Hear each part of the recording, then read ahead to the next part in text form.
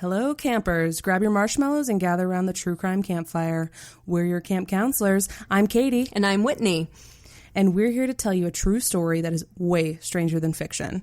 We're roasting murderers and marshmallows around the True Crime Campfire.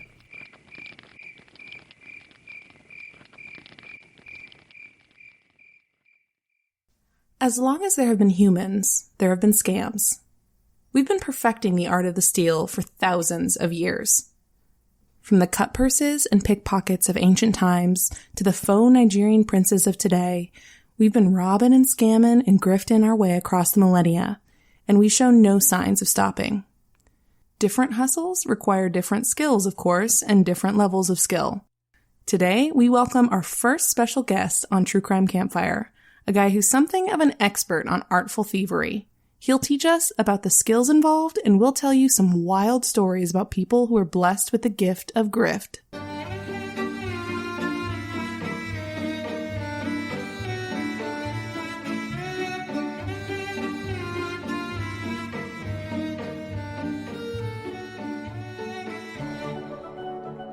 So, campers, today we're welcoming our very first guest on True Crime Campfire. James Harrison is a Toronto-based sleight-of-hand performer and pickpocket magician, and he can definitely steal your wallet and your watch without you knowing. He's performed all over North America, he's been nominated twice for excellence in the arts, and he was named A1 Radio's Magician of the Year in 2016. He's given talks at the SECT Hacking and Security Conference in Stockholm, Sweden, and at DEF CON in Las Vegas. All that is incredibly impressive.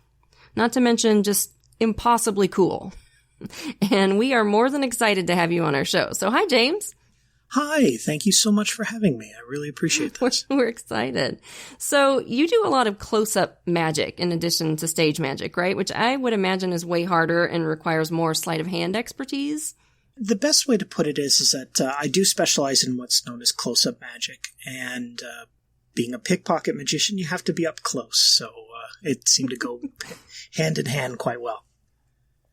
But performing on stage is its own beast. I would say that they definitely have different skills for both. But personally, I am a huge fan of being up close and personal. Yeah, which is why I said you could steal my wallet and my watch without me noticing, right? And I imagine you're just a nightmare to your poor family to be I've dumbed it down. I don't take advantage as much as I used to when I was younger. My wife has found me staring at men uncomfortably, going, "What are you stealing?" And I'm just in my head. I'm like, I've gotten another wallet. I've turned them and got this. So I just do mental gymnastics a lot. But you give everything back, right? You're not like a actual thief. No. Not that you would admit it. No, I am an honest thief. Pardon the pun there, but I like that. I do give everything back, as I like to tell everyone, as I'm not a fan of a forced roommate that the government would give me. So I try to make sure that I give everything back. And you're Canadian. Yes, so that just takes it to a whole nother level of politeness that we're not used to here in the States. Very much so. It was a lot of fun when I visited the States, and I'm apologizing to people, and they're like, "Why are you apologizing?" And then I give them their stuff back, and they're like, "Oh, okay." So it was That's a lot such of fun. A power move, though. Like, seriously, like to just go up to somebody and be like, "Hey, check your back pocket."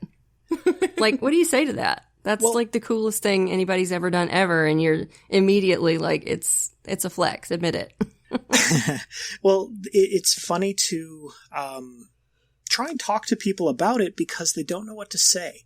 I have like 40,000 followers on Facebook, and I go live quite often, and I'm usually just talking to myself because everyone's like, "That's cool," but they don't know what to say to me. Mm-hmm. So does everybody just want you to explain how you do it? And well, the funny thing is about pickpocketing is that it's not magic. You're not giving away a trick. You're giving away a skill.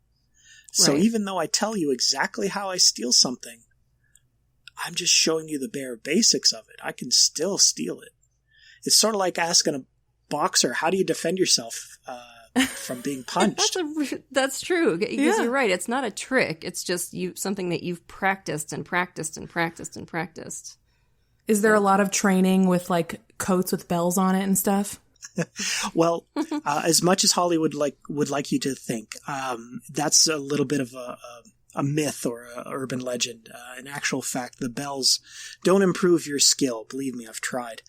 But it's honestly, it's just boring repetition that gets the job done, just like anything that you want to be good at. But I do, in my house, I do have a dummy set up with clothes on it because. Do you for real? That's too cool. I really do. I don't have the money to buy like a mannequin or anything like that. So a nice trip to Home Depot and some ABS pipe later. I have myself a working skeleton to play with. I thought you were going to say for a second, I thought you were going to say, I don't have the money to buy a man. And I was like, whoa, dude, let's back that up. We cannot say that on the podcast. No, not at all. We don't host this on the dark web, James. Okay. So, yeah, but that's amazing. So my mind didn't go there. I'm just saying. I know. I'm sorry. It's me. So you kind of specialize in pickpocketing, although, you do lots of different very cool magic and your videos are incredible. Tell us a little bit, how did you get into artful thievery? And then, campers, we're going to tell you some really fascinating stories about con artistry, which is a special interest of James's. So how does one get into pickpocketing for fun and profit? Well, I didn't get into magic in the normal way. Most people talk about how a magician got the magic kit when they were a child and all this kind of stuff. Right. I was being groomed to be a martial arts instructor. No way. I am a second-degree black belt in karate, a black belt in judo, and I was ranked second in Canada for amateur mixed martial arts. Damn, you're stupid cool. I can't stand it. I'm too jealous now. We can't have it. You're showing us both up. That is so cool. Cut the mics. Yeah. Oh dear. I should have kept this coolness. Should have kept those cards close to my chest there. I can see a parallel, though. Like when you have really good control of your body, I could see how you could slip a wallet out of somebody's pocket without them feeling it. Well, it is a bit of a dance that one does when you are taking things, because you do have to understand kinetics, and you understand body kinetics a lot when you do martial arts, and people are trying to, especially under pressure, usually when it's a partner trying to take your head off. But I blew my knee out, and I was bedridden for what was supposed to be 6 weeks, turned into 6 months. Oh, man. Because they found a blood clot. Oh, shit, dude. So my legs swelled up and the whole thing, and I couldn't do anything. No. I just sat at home and watched TV, very upset that I couldn't practice or do anything. And then David Blaine popped on the Discovery Channel. Oh, yeah. I always used to love his show. Yeah. He actually did a recent performance on YouTube. So a lot of people are saying it's one of his best, so it's definitely worth checking out. But he's the reason I got into magic, legitimately. Because I saw his episode, and I was like, you know what? I've watched too many episodes of Crocodile Hunter, and I think that maybe I might try and wrestle an alligator, so this looks a lot safer. Yeah, good choice. So you've been doing it for how long? When was this? So this year will be 20 years. Damn. Okay. So you've literally been at this for 2 decades. So that's why you're so ridiculously good at it. And you have an interest in con artists and scammers, which we do too. I mean, our con artist episodes have been among my favorites that we've done so far. And campers, as we were getting ready for this episode, James told us about this guy that neither of us had ever heard of before. Alexander, the Man Who Knows. This guy was a trip. So Claude Alexander Conlon, a.k.a. this guy has more names than Prince, so here it comes. C. Alexander, Alexander the Crystal Seer, Alexander the Man Who Knows, was a mentalist, spiritualist, and magician. He was born in South Dakota in 1880, but spent most of his childhood in Alaska. And this is funny. His parents had 2 sons, so they had Clarence Berthold, who they called CB, and then our boy Claude Alexander, who they called CA, which just kills me. It's like child A, child B, in case you were getting confused. And both the brothers grew up to be stage mentalists, which is bonkers, because it's not like their parents were. Their dad was a doctor. Mm-hmm. CB was a lot less successful at it than his bro, but I mean, it must have just been in the blood or something. CA spent most of his childhood hunting, fishing, and looking at pictures of naked ladies in his Dr. Father's medical books, which I suspect explains a lot about his later behavior, but we'll get to that in a minute. When he wasn't peeping at the lady parts in Grey's Anatomy, though, young CA was going to watch the traveling magic shows that passed through the town on the regular. He became totally entranced with magic. The local library had a copy of a book called Modern Magic by the mysteriously named Professor Hoffman. This was basically a how-to guide on methods, staging, and all the state-of-the-art secrets that a budding magician needed to know. He started to study up, and then, when he was 17, for unknown reasons, CA got expelled from school. We couldn't find out why, no matter how hard we looked, so let's pause a second and figure this out. Why do we think CA got kicked out of school?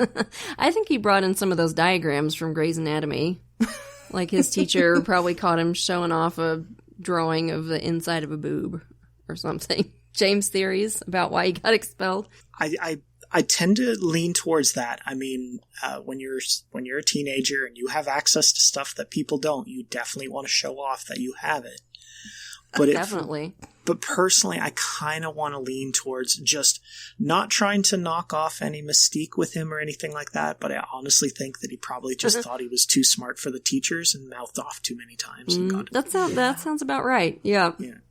Yeah, it was probably something mundane like that, or playing hooky. You have all of the beautiful wilderness of Alaska, and you expect a kid to sit in a classroom? Please. Yeah, he wanted to go wrestle bears. It was the 1800s. What did they expect? It was the 1800s. You gave him a fishing rod and a rifle and said, "This is all yours, but we're going to stick you in a room for like a decade."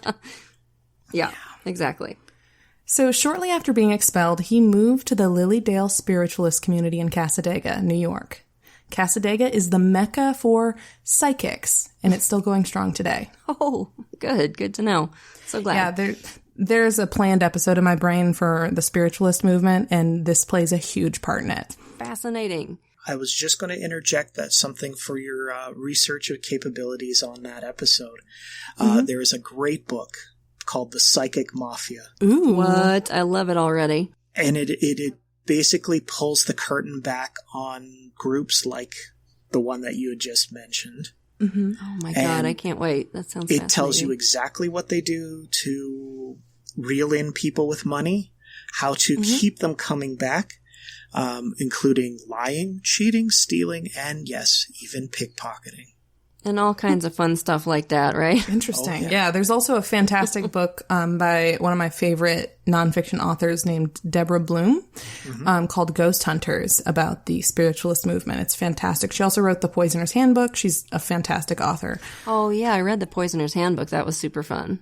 So the community was founded by Lily Dale in 1879 and offered such fun activities as mediums communicating with spirits via defunct megaphones and paid performances where spiritualists did cold readings for visitors. Yeah, and when we say cold readings, this is, of course, where you say stuff like, is there someone with a D in your past? A D? No?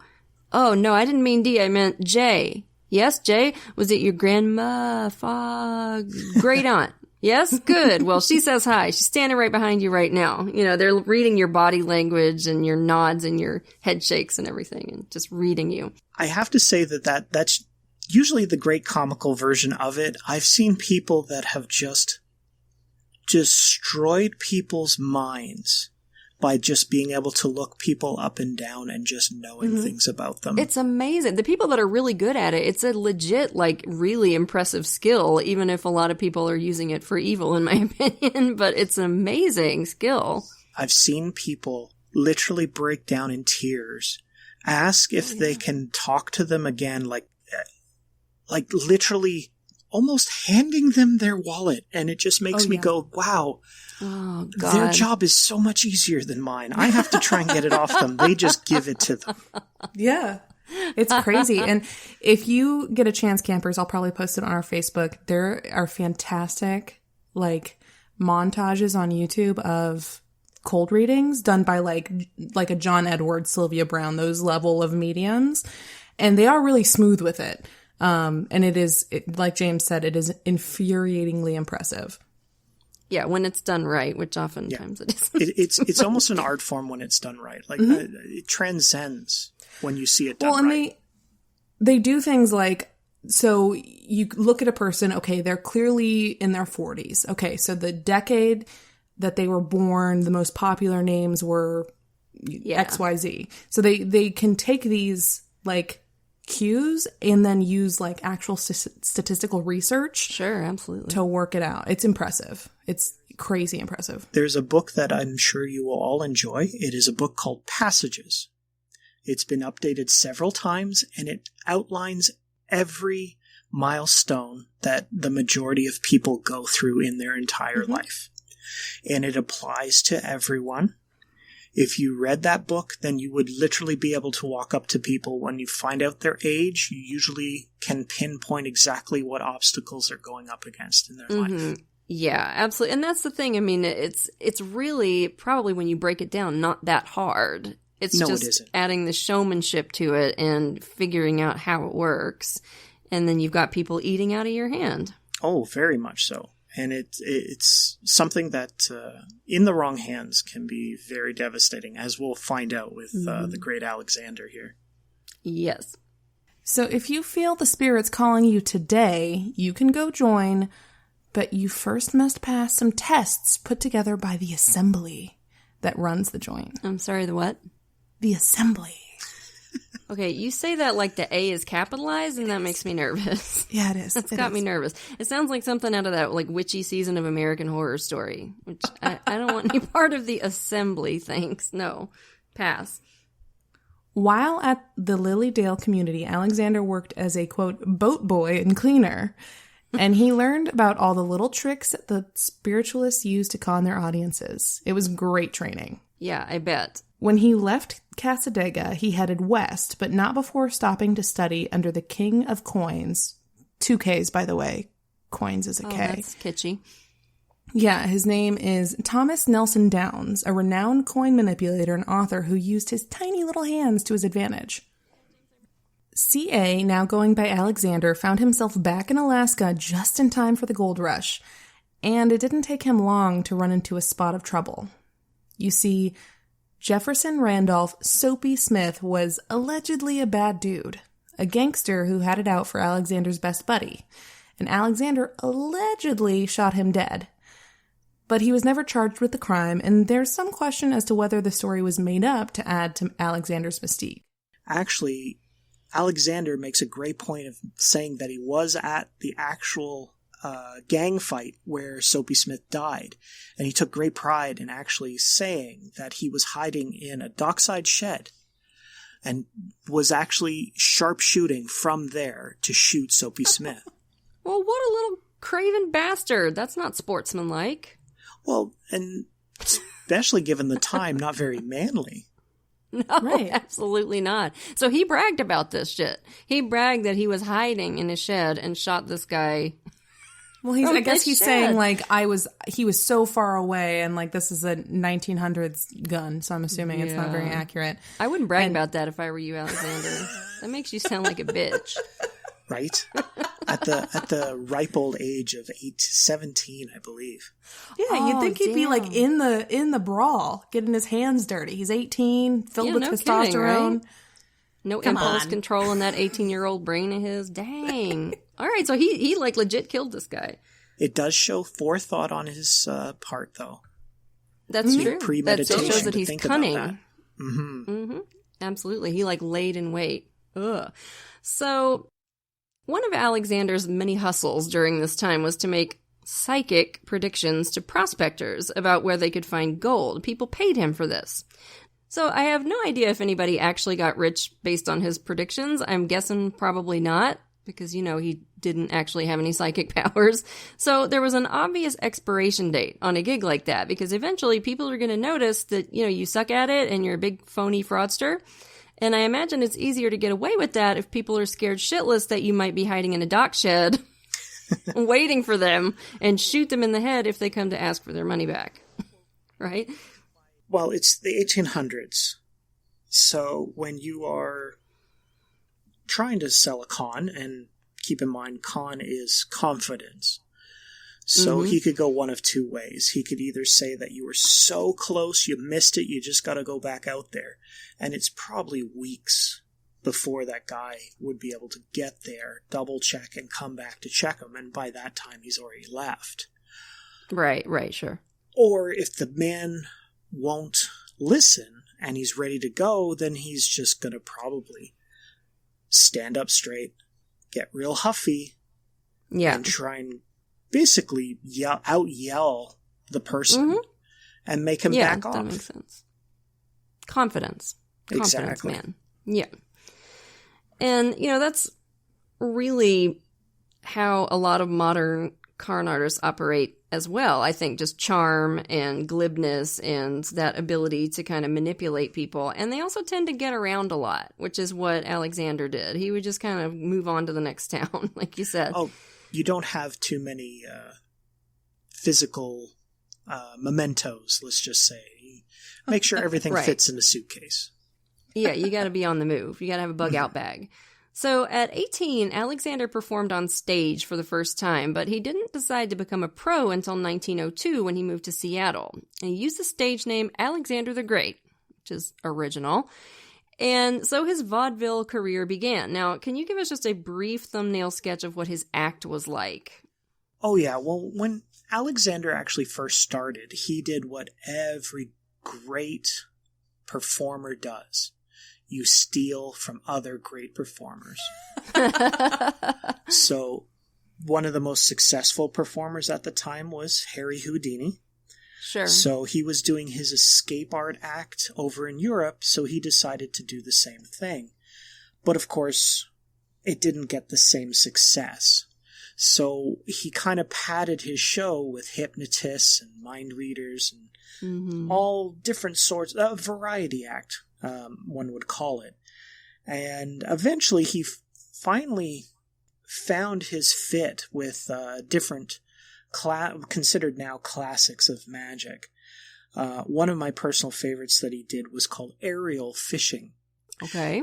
And what that is that one of Vegas's performers, Matt King, does this trick where he will take a fishing rod and pretend to go fishing on stage, and then all of a sudden there's a fish on the end of the line. What? That's bonkers. I've never seen that. That's and neat.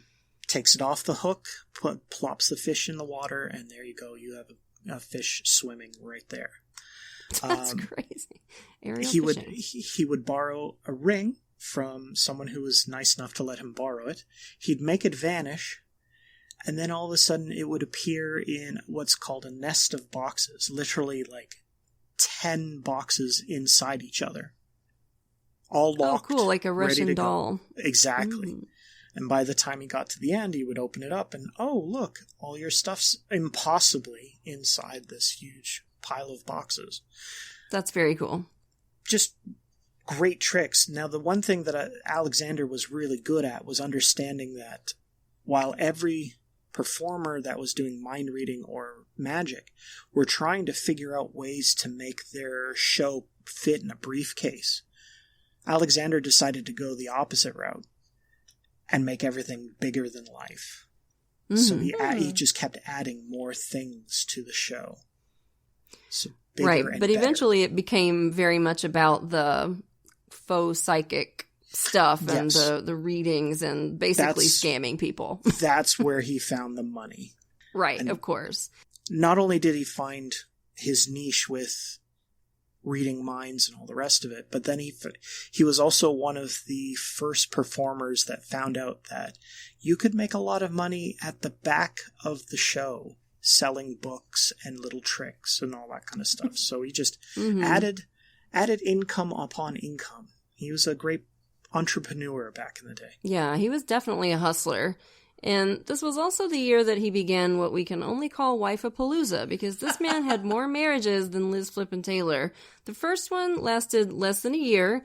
The second one was a 14-year-old girl, which is gross, and I'm pretty sure that was even considered pretty gross in 1903. I mean, obviously people got married young back then, but 14? Damn, that's not great. It's young. Her parents loathed Alexander. I wonder why. They knew that Alexander had literally brainwashed her into thinking it was her idea. They loathed him. God. Ugh, gross. What an asshole. Oh, for sure. Creep. Yeah, and he was physically incapable of keeping in his pants. I mean, conservative estimates put his number of marriages at 8, but it's been estimated as high as 14, many of which occurred at the same time. So really, his greatest trick was bigamy. 14 marriages. I mean, it's... Katie and I were talking, it's like, that's simultaneously like a hell of a lot of marriage and also none at all, because obviously you cannot possibly be genuinely invested in all those relationships, right? So it's kind of like every one of those women was Schrodinger's wife. Oh, I've got a lovely surprise for you when he got closer to retiring. Don't you worry. Oh, great. God. So they're sort of married to this chode bucket, but then also not at the same time. And in his 30s, Alexander moved away from doing the big prop heavy tricks and returned to his first love, scamming. Specifically, he started using his innate talent as a mentalist. And he also started dressing kind of racist here, too, which was gross. He put on a turban and a robe and painted his skin brown, which is charming, but I'm sure the Victorian audiences ate it up. Oh, yeah. He was actually the first person in the entertainment industry to put like random Chinese symbols at the bottom of his playbills to really sell the exoticism of his show. And God knows what they said. You know, hopefully stupid-ass nothing. white man is a racist prick. That's what I hope they said. So a huge part of his act was getting sealed questions from the audience and answering them on stage. And this would launch him into international tours with sold-out shows all over North America, and he became a millionaire doing this. So can you, James, please give us an example or two of how this played out on stage, and what is the trick here? Like, how do you do this? Well, I'm not going to go into exact specifics on how it's done in the way because the magician mafia will kill you? It's a little gross to sort of reveal working magician's secrets when they're still working. He's afraid they're going to break his kneecaps. That's what it is. Oh, it totally is. That being said, though, it was a technique of finding out information that was not privy to him beforehand. Sure. And he would relay it back to you like he got it from the ether. When in reality, he peaked it without your knowledge. Right. He used electronic transmitting devices, is what it said in the article we read, yeah. This is where I would say that this sort of places him on the map, mainly because he invented a way to get information from someone off stage before people had radios. Like, a person off stage would talk into, like, what we would now consider a microphone, and it would be transmitted up into his ears on stage without people's knowledge. Too cool. That alone is amazing. I just wish all the other stuff wasn't a part of it. He also used a trick called spirit painting, which was used in seance rooms for hundreds of years. It's a trick in which a painting suddenly appears in a frame. Alexander used local politicians who couldn't legally advertise, and so paid him to make their pictures appear in front of a sold-out audience. He was an evil genius. That is So simultaneously clever. so trashy and yet so smart, and so I hate it and love it at the same time. And the transmitter thing, I mean, that is just so ingenious to think of that at that time, where it's not like we had walkie-talkies back then. And so he's got somebody feeding him information about his audience. And of course, now, I mean, stage charlatans still do this, but they have access to social media, and, you know, it's much, much easier. And it's been done, obviously, for, 100+ years. So, yeah, very, very cool. So Alexander retired at 43, but not before making $4 million flippity-flapping dollars, and that's in, like, 1900s money. That's 60 mil in today's money. And he spent his retirement hunting, fishing, and taking nude photos of women, which he then sold to nudie calendar companies, because of course he did. And he died at 74 in 1954. So he retired at 43, died at 74. He had a good 31 years to just faff around and take pictures of naked chicks.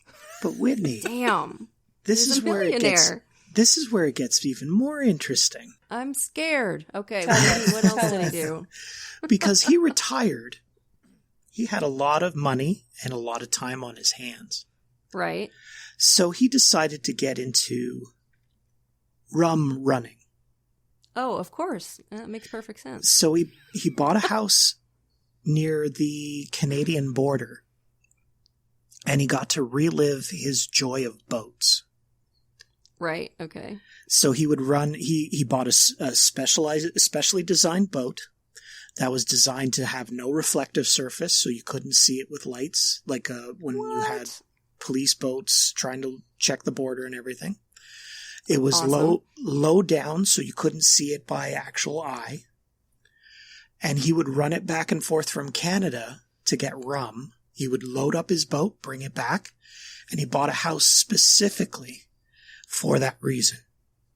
So he's like a magician, mentalist, con artist, and flippin' like boat pirate. Oh, yeah. / rum runner. What the hell? Again, I feel like I'm accomplished if I can do laundry and like put the groceries away in the same day. And then you hear about these people. I just am convinced people were just better back then at stuff. We just had more energy. We're just all exhausted now. They were doing cocaine, Whitney. Oh, yeah. That was just for headaches. That's right? true. You could just go to Walgreens and get cocaine. Oh, yeah. That's it. James, is this the guy that also he owned an island? Is that correct? Yes. For his rum running? He owned an island, and he had, I guess the polite term was a swingers island. What the hell? Sure. How did we miss this? He had people, I think at one point it was like a little commune. It was like at least 20 to 30 people. And he buried a lot of his fortune on that island. There were coffee cans all over that place. And fake holes when people found out about that stuff, just to sort of stop them from trying and all the rest of it. Oh my God. So is that money still there? Is that what you're telling me? It could very well be. Oh my God. Treasure hunt. Get in, losers. Oh my God, let's go. We're going on a treasure hunt. There Holy you go. Shit. But here's the best part about that boat, the whole boat thing. Eventually, he got caught.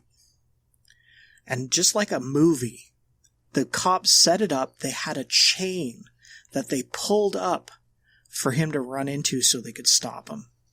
Ouch, okay. It cut the boat in half. Oh my God. Somehow he was not injured other than bruises and cuts. And he survived it. Well, it seems like the cops weren't too worried about that. It's like, goddamn let's just literally untouchable. cut this man in half. Right. Because we got a warrant. We got warrant. We got to hell? stop. We got to stop alcohol getting into the States. We got to do it right. So they literally pulled a chain across for him to run into. That is insane. So this was during Prohibition, I assume. Oh, like during the Yeah, wow. And this is the part that I think you're going to hate / love. He was tried and sent to jail for supposedly was supposed to be for 15 years. But they found out he had pancreatic cancer, and the judge decided to let him go so he could live out his life. Mm-hmm. In reality, he bribed the guard to change the results. Of course he did. And walked out a free man. Oh, I hate him, and you're right. I hate him, and also I admire the hell out of him for his ingenuity. Yeah. And that brings me to my next point, which is that, one of the interesting things about con artistry is how people tend to view it with almost a grudging admiration, or even not a grudging admiration, even just admiration. And I think it's because the really successful ones have to have mad skills to do what they do. I mean, if you think about the dude from Catch Me If You Can, the book and movie about the real-life scam artist Frank Abagnale, this guy from his mid-teens until his early 20s managed to fake like 8 different identities. He posed as a doctor, an airline pilot, a lawyer, and the whole time, of course, he's forging checks. He's running all kinds of con games. He escaped from police custody twice, and he got a movie made about him with Leonardo DiCaprio. So he's kind of a folk hero, and I think we often look at con artists that way. It's interesting, right? That we admire them, even though they're committing crimes left and right and stealing stuff. Well, we can all imagine being that person, living off our wits, being the smartest person in the room. and Right, being able exactly. to con people. Like, we all want to imagine that we can be that person. Even though, it's like an ego fantasy. Oh, it is, for sure. And that's happened out through millennia of human history. Not just recently with the romantic age of con artistry in the 20s and 30s. It's happened there throughout. They even have reports of it being considered a good skill to have back in Neanderthal times. Huh. I'll be damned. I would have thought they just mostly hit stuff on the head with clubs, but that's... but if you can get away without using so much expended energy, it was even considered bold. Sure. And so it runs in our genes. That's really interesting. And Frank Abagnale, by the way, he works as a security consultant now. So now he actually helps people avoid getting screwed. And, good for him. But when we talk about him, we're a lot less interested in that, aren't we? We want to talk about the time he pretended to be a pilot and everybody believed him. And even on a smaller scale, there's something just kind of fun and fascinating about con games. James, a lot of these use the exact kind of skills you're a master at. Sleight of hand, close-up magic stuff, for lack of a better word. Tell us about a couple of cons that you'd kick ass at. Well, of course there's the pickpocketing, which unfortunately on an audio medium is very hard to demonstrate. Post videos. But we are going to post your videos, of course. Well, I appreciate that. But one of my favorite things is the change raising scam. And all you need is 10 $1 bills, and anyone can walk into a store and get $10 back. And do it again and again and again. And all it is that you just need 10 $1 bills. You walk in and say that you have a bunch of ones, and you want a $10 bill, so you're not walking around with so much change in your pocket. They get the 10 out of the till, you drop down your ones, and you ask them to count it to make sure. And they count it, and they realize there's only 9 $1 bills. So you go, oh, shoot, I'll tell you what. You grab the 10, put it in your pocket, and reach into your other pocket to pull out a 1. You go, you know what? Here, do me a favor. Here's one more dollar. That makes 10. Here's another $10. That would make 20. Could I have a $20 bill for that? Oh, and you've already got the 10. No. You're using their 10 to pay for it. So you've netted $10. Yep. And you just get change again and go to the next store or the next bar or wherever you want to go. And when That's it's evil. done in person, you will swear that everything is kosher. Everything's fine. It's above board. But because there's so many different numbers going back and forth, it's just too hard to keep track of. So you're trying to sort of disorient the person that you're Absolutely. talking to. Yeah, that's fascinating.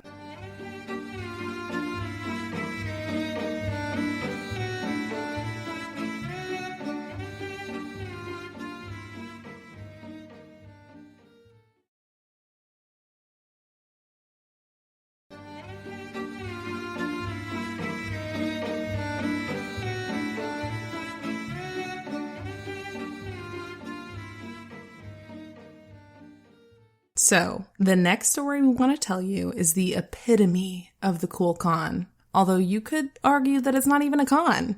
There's some debate about that. Anyway, we are talking about the MIT Blackjack team. Blackjack is a card game that is very popular with gamblers. It works like this. Initially, each player and the dealer are dealt 2 cards per person. Each player can choose to get more cards or keep their hand as is, bearing in mind that the end goal is to get the total of your cards as close to 21 as possible without going over. If you go over, or if someone gets closer, you lose. As all gambling games do, blackjack favors the house. But in the mid-90s, a group of folks from the Massachusetts Institute of Technology, aka MIT, decided they were going to try and tweak those odds. MIT is one of the most prestigious competitive schools in the world for science, technology, engineering, and math, so we're talking about seriously smart people. What would come to be known as the MIT Blackjack team was founded by a professor named Mr. M, aka the Mastermind. They all had really cool nicknames because of fucking course they did. Of course they did. It's like a heist movie. Mr. M was a standard-issue nerd/genius with, according to one investigator, a mind that is basically a computer. And according to one of his former students, really bad personal hygiene. Getting a mental picture yet? Yeah, me too. The guy is undoubtedly brilliant, and he'd been obsessed with card counting since he first discovered it in the late 70s. In card counting, you keep track of the high cards that have been played already, and if you can manage to do it right, it's a pretty damn good way to win at blackjack. Blackjack is one of the only games you can manipulate like this. With a game like roulette or craps, the past rolls or spins don't affect the outcome of the future rolls or spins. In blackjack, the cards drawn on the table absolutely affect the outcome of the next draw. For example, once the ace of clubs has been dealt, it can't be drawn again, so there's one less ace in the deck. You know that. Mr. M wanted to beat the system, and in 1993, he started recruiting students to form a team. He was really deliberate about it. He wanted to be above board, he wanted to turn it into a business, complete with a limited partnership. They'd pay taxes on their winnings, so he ended up persuading some investors to get involved. And they formed Strategic Investments LP. Then it was time to recruit players for the team. And MIT was the perfect place to find people who would have the intelligence, attention span, and drive to be great at this stuff. And find them he did. They're all super secretive about their time on the team. In the documentary we watched, most of them were in silhouette, still going by the nicknames they had on the team. The Russian, the big player, the partner, the mastermind, the spotter. It was mostly a sausage fest, but there was one woman on the team, and her name was Katie, which we love. I do love that. The training that they went through was brutal. They had to first learn the strategies for card counting, which is hard enough, but they also had to learn to deal with the biggest barrier to success for a card counter, the casinos themselves. Despite the fact that card counting isn't technically illegal, the casinos consider it cheating. So they will toss you right out on your ass if they catch you at it. And some of them might pop your kneecaps for you while they're at it too, though that's a lot less common than it used to be. And they have sophisticated measures in place to catch you. First of all, they have hundreds of cameras that watch every inch of the floor from different angles, and they are designed to be disorienting. Like, have you ever been in a casino? You start to lose all sense of time. It can be hard to find your way out. It's like the friggin' labyrinth. You keep expecting to see the Minotaur, like, sidle up with a tray of drinks. And their people are trained to suss out cheaters. So the final part of the team's training was a checkout stress test, which sounds like the worst thing in the world.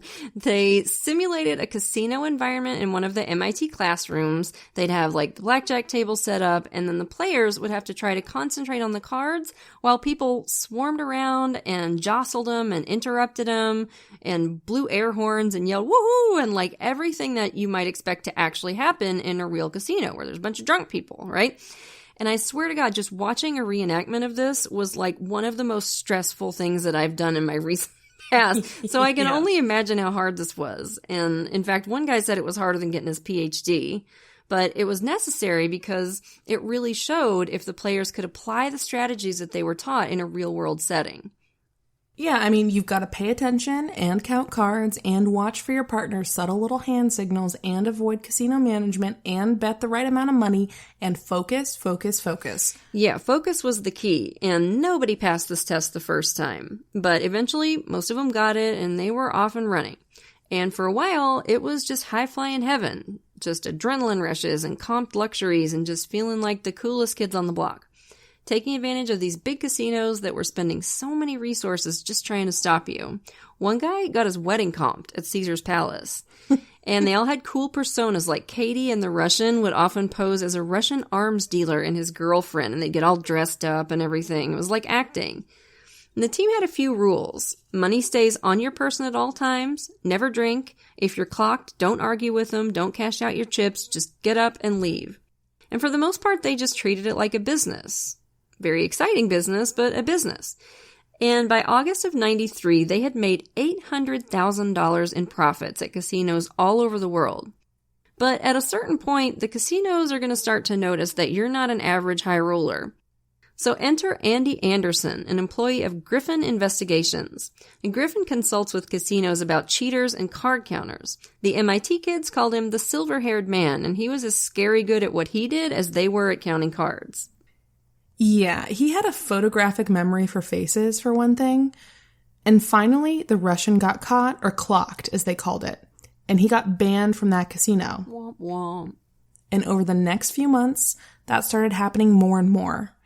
Andy Anderson really had a hard-on for the team. He wanted to get them so bad. Yeah, it was very Tom and Jerry. You know, it just seemed to bug him that these kids were just hosing these casinos using their big brains. And I kind of get it. It's like super impressive, but also a little annoying because I can't do it. So I probably want to get them too, to be perfectly honest. I would be right there with Andy, like, let's get them, these little nerds. At one point, the casino bosses were convinced that the MIT team were using computers to count the cards.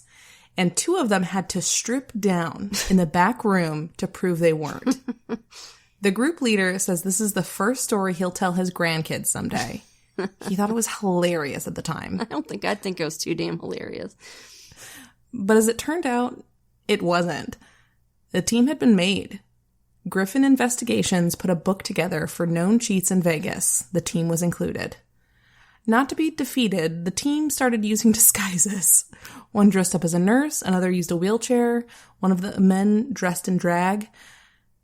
This didn't work that well, and it just all kind of started unraveling. The players didn't feel like they were getting paid enough of the proceeds, tensions were bubbling, and they were obviously under scrutiny from the casino's security. And then they lost a shit ton of money, just due to a streak of bad luck. It was all too much, and the team disbanded with nothing much left to show for all their work. Damn. So, again, impossibly cool. Can't help but admire them. Do you think, both of you, that counting cards should be considered cheating? Or is it just being really, really good at the game? Because there's a big debate about this, and the casinos certainly consider it cheating. What do you think? Now, myself personally, do I think it's cheating? Well, yes and no. I do think it's cheating because casinos are a private company. They get to make the rules. But True. You're not doing anything that the game isn't allowing you to do. If I was to steal cards out of the deck and then use them for a different hand, that's very much cheating. Yeah, right. But in this case, you're just using your memory. I don't understand why you're getting in trouble for that. Well, I understand why they're getting in trouble for that. But I think the fact that it is a privately owned company that decides whether or not you get to play is where it really does bother people when they figure that part out. Yeah, because they're telling you don't do this and you're doing it anyway. And they have a right to, like, make the rules. That's a fair point, yeah. I guess. To me, it's just paying attention, though. Like, absolutely. You're absolutely right on that.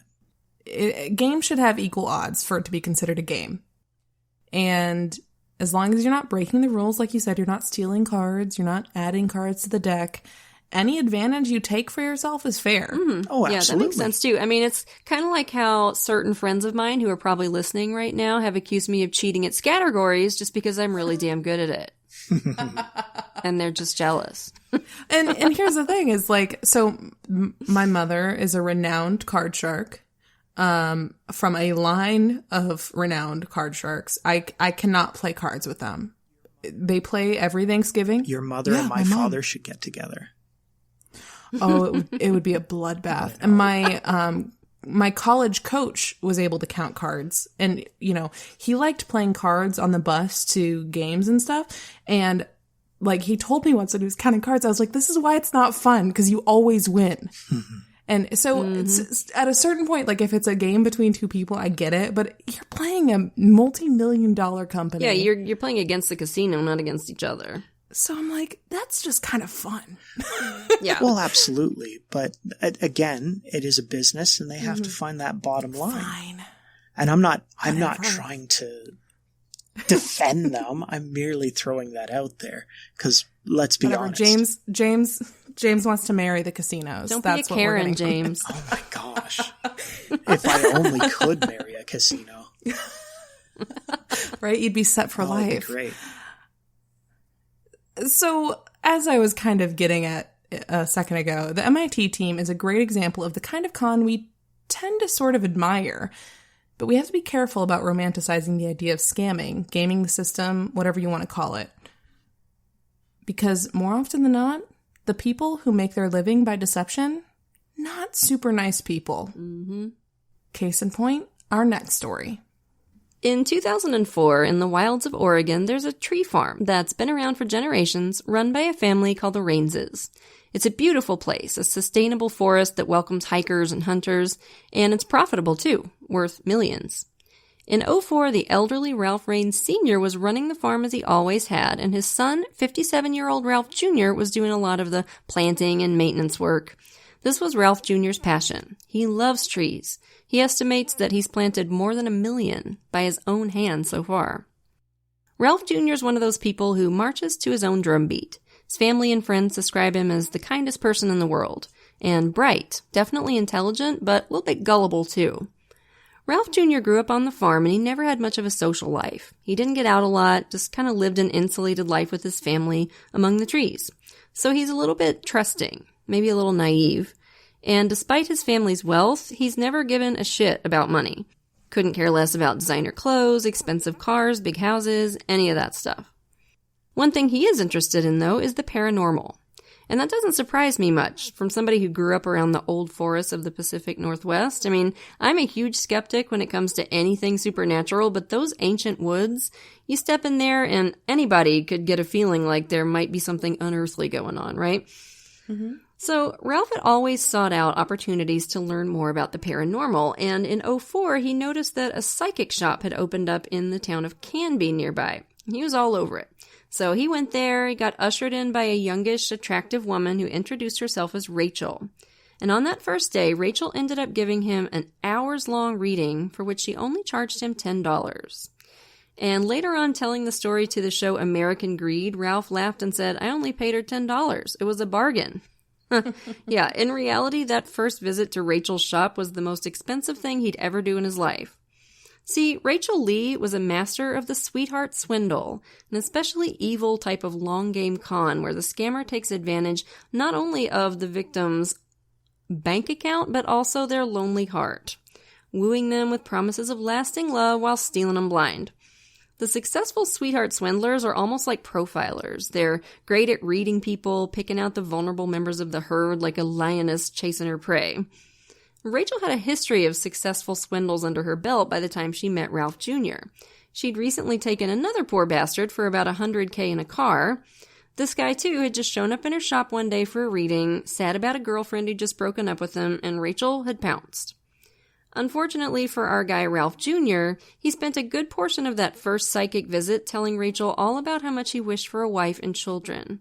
At 57, he was afraid that ship had sailed and he wanted the psychic's help. And oh boy was she ever willing to help. But she said in order to really get a good read on him, she'd need to see his home and tree farm first. Now, is this for some kind of mysterious, mystical reason? Of course not. It was to give her a chance to clock his worth. And as soon as she saw his property, she knew she had a live one. So, quickly, Rachel moved in on Ralph Jr., making herself indispensable to him. She got him feeling like he shouldn't make a move without her psychic guidance. She became his best friend and trusted advisor. And over the next few years, she accepted one expensive gift after another from her new buddy. A Humvee, for one thing, and loads of cash. And then on Valentine's Day in 2006, Ralph, who never spent this kind of money, who shopped for his clothes at Walmart and Goodwill, dropped over $900,000 on a brand new house outside Portland. Now, Rachel had convinced him it would be a good investment for him, but then she just moved in with a bunch of her relatives and just lived there rent-free for like years and years. So how that was an investment, I'm not really sure. When his father suffered a stroke and couldn't run the business anymore, suddenly Ralph was in charge. And he was pretty overwhelmed. He wasn't really a business guy. He just wanted to be out among the trees. Lucky for him, though, his best buddy Rachel was there to take care of everything. Ain't that great? She told him, "You know, when my husband was dying of cancer, I took care of him. Let me take care of your dad." So Ralph hired her on as his dad's home health care worker. And when he talked to her about how daunting he found the business side of the tree farm, Rachel had a solution for that too. It just so happens, she said, that she'd also helped this late husband of hers with his business back in the day. So not only is she a great nurse. She was an expert bookkeeper. Ralph was only too glad to hire her on as bookkeeper, too. Of course, these were all massive fucking lies. Rachel didn't have the empathy to take care of a dog, much less a human being recovering from a fucking stroke. And she was no more of a bookkeeper than I am, and I can't do basic math. Well, she did know how to do subtraction. Yeah, she was real good at subtraction. But Ralph wasn't a numbers guy, and he had no way of knowing whether she was doing a good job or not. And even if he had been good with numbers, he trusted her so much by now that he didn't even check to make sure she was taking good care of his family's business. When Rachel put a blank check in front of him and told him to sign, he signed, and that was it. He'd agreed to pay her $9,000 a month, but apparently that wasn't enough for her. She'd regularly pay herself twice in 1 month. Sometimes 3 or 4 times. That's just freaking obscene. Like, who can't live comfortably on $9,000 a month? And by the way, it's interesting to look back at what we were talking about earlier with, well, really, I think you could say this about the Blackjack team and about Alexander, that these people have to develop these charming skills. And, you know, Gavin DeBecker, our favorite guy, he always says, remember, charm is a verb. Mm-hmm. So it's not just an innate quality, it's a skill. And if you can get somebody trusting you to the point where they will just hand over their bank accounts, then it's just like taking candy from a baby. Yeah. Well, I'll be honest with Game you. over. It is a skill. It's something that can be learned because I've learned it. I have no problems getting into people's personal space. I've asked for personal information to be written down for me so I can use it for a magic trick. I've found out people's codes to get into their phones. I've found them to write down bank account numbers, PIN codes, all this kind of stuff under the guise of entertainment. And if I was not an entertainer, this could go very bad very quickly. So I wish you could see the look on my face right now. Good God, you are a dangerous man. But I'm Canadian. You're an evil genius. But you're Canadian, that's right. So with someone like this Ralph person who is lonely, just wants someone to take care of him so he can go play in the forest like he always did, Rachel's just the God-given answer for him. So I can see why he would just jump at it. It's like, this is perfect. You take care of everything and I still get to go do the thing. Yeah, it's perfect. That's a massive red flag. Oh, yeah. If anybody comes into your life like God's gift and says, I'll solve all your problems, all you got to do is give me access to your accounts, run. Absolutely. Run. Well, and on top of her free reign over his books, how was she doing as a nurse? According to neighbors and friends, Ralph Sr. was often filthy, wearing dirty clothes, unbathed. Before long, in what I'm sure was an effort to get him away from prying eyes, Rachel moved Sr. into the Portland house. There, in a $900,000 home, this kindly man lived in a gurney-style bed in a hallway. Oh, man. Can we all just take a minute to quietly fantasize about how we'd like to murder this woman? Because I just really need a couple seconds to imagine her being fed to like a churning tank of sharks. I will say this, though, Whitney. Death is too good. You have to draw this out. Yeah, we should like lower her very slowly into the tank of sharks and then pull her out and then lower an her inch back per in. year. That's get her closer and closer. Oh, we have to make it That's ironic. just mean to the sharks. It has to be ironic. We have to use trees in some way. Ooh, damn. See, well, we do have a True Crime Campfire brand wood chipper Yeah, There that we we're working go. on. So we could put her through the wood chipper. Inch by inch. oh, You're good at this. I have my moments. Rachel was really good at isolating Ralph Jr. too. Friends would call, leave messages, and never hear back, which was unusual. Come to find out, Rachel was erasing the messages before Ralph could hear them. Now, she had her 2 victims isolated, and her grubby little mitts were all up in the Tree Farm's books. Now, Rachel could really roll up her sleeves and get down to business. I can only imagine how her mouth watered when she found out that the Rainses had $5 million investments that they'd barely ever touched. Rachel's first move was to talk Ralph into taking $300,000 out of that account. I assume she told him it was for some business expense or another, but in reality, she just socked it away in her own bank account. And she and her husband, Blancy, just let that sink in for a second, Blancy, which I have no idea what kind of name this is. It sounds like some dude named Clancy got caught breaking into someplace he wasn't supposed to be, and somebody demanded to know his name, and he couldn't think of anything on the fly. Blancy. My name is Blancy. That is exactly what it sounds like. So she and Blancy, who, as you may have noticed, was not dead of cancer, bought obscenely expensive cars, watches, jewelry, clothes, all on Ralph's dime. And all this would have been bad enough, but our girl was just getting started. Since the beginning of their friendship, Ralph had been telling her about his dream woman, a fair-skinned blonde from another country with a pretty accent. The UK would be perfect. Well, lo and behold, campers, in October of 2007, Ralph was at the Portland airport waiting to pick up Rachel after a flight when a beautiful young blonde woman approached him. When she introduced herself as Mary Marks, he was delighted to hear a lovely, posh-sounding British accent. As the wife of a Brit, I can attest to the power of that accent. Well, I shouldn't imply there's only one. There's lots of British accents, and almost all of them are panty peelers, in my opinion. So it's no surprise that Ralph was putty in Mary Marks' hands pretty much from minute one. She told him one hell of a story. There in the Portland airport, she said, "Is your name Ralph?" And he was completely stunned, obviously, and said, "Yeah, it's Ralph. How did you know?" And she said, "Well, I have supernatural gifts. And something just told me to approach you." Which for most of us would be, "And I'm out." But Ralph believes in the supernatural, so to him, this was a sign. And as they continued their conversation, Mary told him she was in a little bit of a pickle. See, she was in the U.S. illegally. She needed help in order to stay. So Ralph's dream girl had pretty much just dropped into his lap. And better yet, she needed his help. Now, I'm sure you're all going to be shocked and disappointed to hear that Mary was a plant. She was Rachel Lee's daughter, Portia. Spelled P-O-R-S-H-A, for God's sake, in a bad blonde wig and a hat and a fake British accent that I suspect was probably god-awful.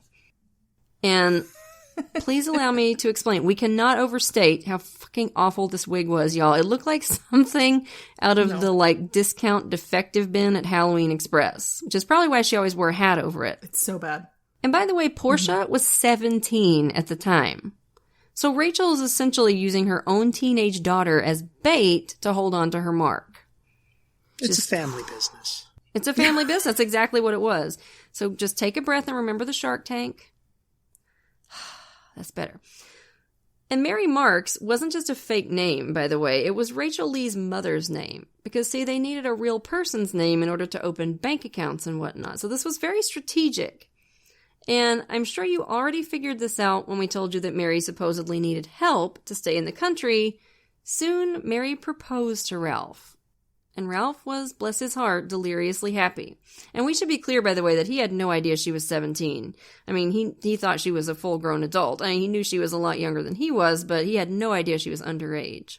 Yeah. Now, the details are fuzzy on this, but I assume they had a fake wedding ceremony that Ralph thought was real. Anyway, he thought that this was his wife now. And in 2008, Portia/Mary fell pregnant. Now, she and Ralph were not sexually involved because Mary had told him that she wasn't comfortable with sex. And Ralph was fine with that because he was just happy with the companionship. So obviously Ralph wasn't the father.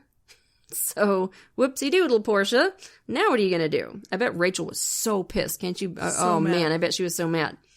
But it ended up working out because Mary went to hubby Ralph and told him there was a terrible void in her life. She wanted so badly to be a mummy. Would he please father a child with her through in vitro fertilization? And of course, this is Ralph's dream come true. This is what he'd always wanted. So, of course, he said yes, and they gave him a cup to put his sample in, and before long, lo and behold, success! You're going to be a daddy. Nice save, Portia. I can just imagine her mom just lining out everything she has to say for it. It's like, when he says this, you have to say this. Like, oh, I'm sure. I can plan it in my head. It's so gross. Yeah, very. Yep. When Portia popped, unfortunately, The biological father was like, no, and he took full custody of the kid. Thank God. Well, shit. Now what was Portia/Mary gonna do? She had no baby to give Ralph. Luckily, though, one of Rachel's other daughters, Pebbles, I'm not kidding, that's her fucking name, had just had a baby too. So Rachel just said, hey, give me that, give me it. Oh my God. And enlisted Pebbles' kid as Ralph's son. They named him Giorgio Armani because of fucking course they did. Her next kid's name probably would have been Saks Fifth Avenue. So let's do a quick sketch of the family. We've got Blancy, Portia, Pebbles, and Giorgio Armani. I cannot believe that the woman working as a fucking psychic had the most normal name in the family. Like, shouldn't she have been named, like, Mysteria or something? Jesus Christ. Rachel now added another gig to her bookkeeping job for the tree farm. Giorgio's nanny. All Ralph had ever wanted was a family, and now he had it. He told American Greed, "This was the happiest I ever was in my life." Except, like some even more twisted version of The Truman Show, none of it was real. It was all an elaborate lie for his benefit. Also, Rachel and her family could steal him blind. And steal him blind they did. Ralph was so busy being a new dad, he didn't notice that Rachel had sold $2.1 million worth of his family's investments and taken all of it for herself. Luxury trips, cars, jewelry, gambling. And then, in 2011, World War II veteran and self-made millionaire Ralph Sr. died at 91. In April of that year, the Lee family managed to spend $336,300, which just boggles the mind. In 1 month, y'all. I can't even imagine. But it wasn't enough for Rachel. When Ralph Sr. died, the farm went into the normal probate process to authenticate his will and finalize his finances. Rachel and Mary told Ralph that because of this, he owed taxes on the property. She told him the only way they could pay the taxes was to sell off a huge chunk of the tree farm. What? Ralph, come on, buddy. But Ralph was grieving, and he was far too trusting at the best of times. He believed what his wife and his best friend were telling him. Remember, campers, he has no idea that Rachel and his wife are related. Isn't that fucking bananas? So, as Whitney says, bless his heart, Ralph lets these hags start selling off parcels of his beloved, beautiful family farm. By the time Rachel was done, he'd sold off most of it, netting Rachel a cool $12.3 million, that fucking bitch. The new owners cut down all the trees Ralph had loved so much, that were meant to last for generations. As if this wasn't bad enough, Mary/Portia told Ralph she had to go back to England for a visit, and shortly thereafter he got a call informing him that his wife had died.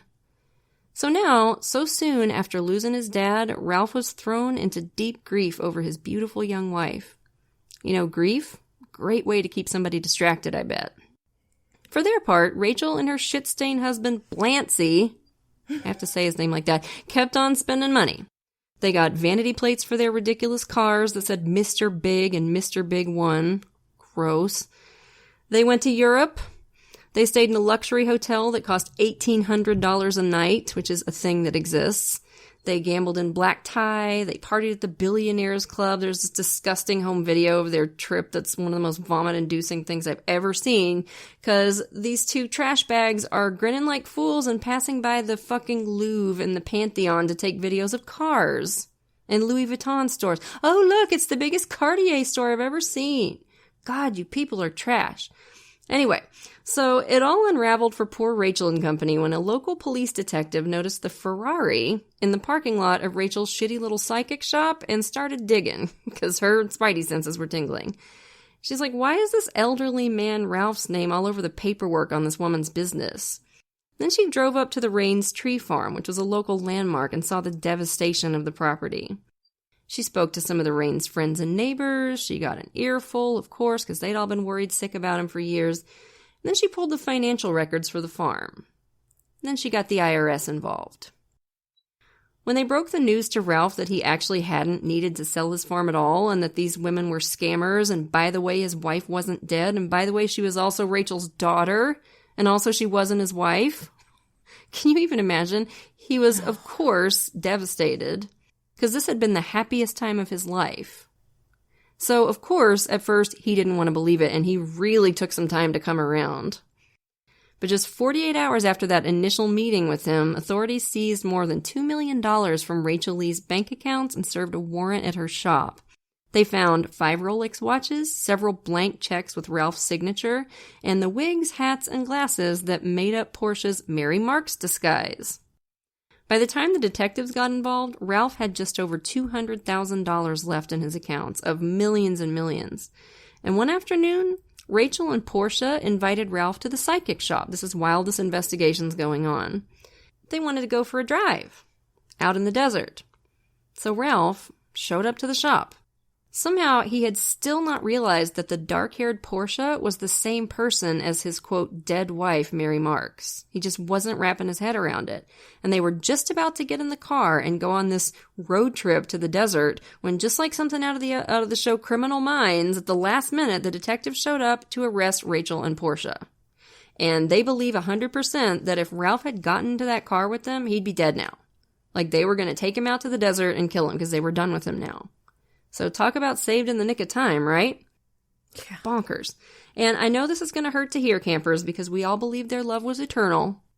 But as soon as Rachel's husband, Blancy, realized he was in serious shit, he flipped on his lady love and decided to help the FBI with their investigation.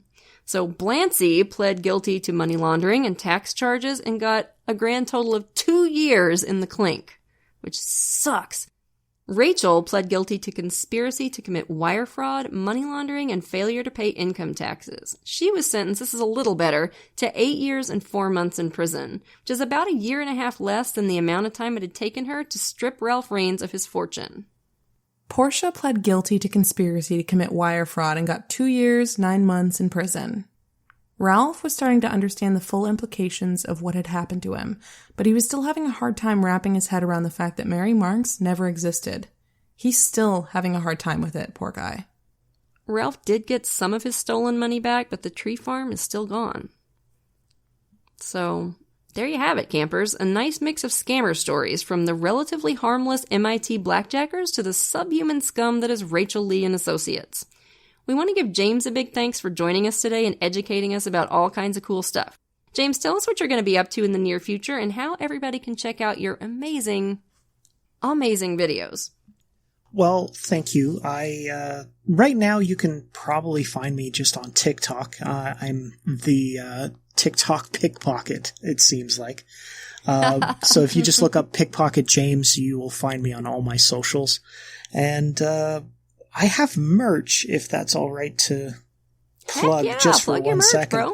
I have a friend of mine was so kind and made a t-shirt with all this nice old-timey. It is gorgeous. I love that t-shirt. Thank you. It has all this nice old-timey different names for pickpockets on there. My personal favorite is so cool. My personal favorite on there is Fingersmith. Like a blacksmith. Fingersmith. And the store is tpublic.com. If you just look up Thieves Den, you'll find the shirt. Thieves Den. All right. Very cool. Well, thank you. This was really fun. And that, as usual, was a wild one, campers. You know we'll have another one for you next week. But for now, lock your doors, light your lights, and stay safe until we get together again around the True Crime Campfire. And we want to send a special happy early birthday shout out to our boy John, who's on deployment in the Persian Gulf right now. Happy birthday, John! Thank you for your service. We hope you're listening with the rest of the troops in your unit too, because that would be rad. So hi y'all, stay safe over there. And by the way, if you're not yet a patron, you're missing out. Patrons of our show get every episode ad-free at least a day early, sometimes more, plus an extra episode a month and a free sticker. We've also got rad enamel pens while supplies last for patrons in the $5 and up categories. So if you can, come join us. You can follow us on Twitter at TC Campfire Instagram at True Crime Campfire, and be sure to like our Facebook page. If you want to support the show and get access to extras, please consider becoming a patron at patreon.com/truecrimecampfire.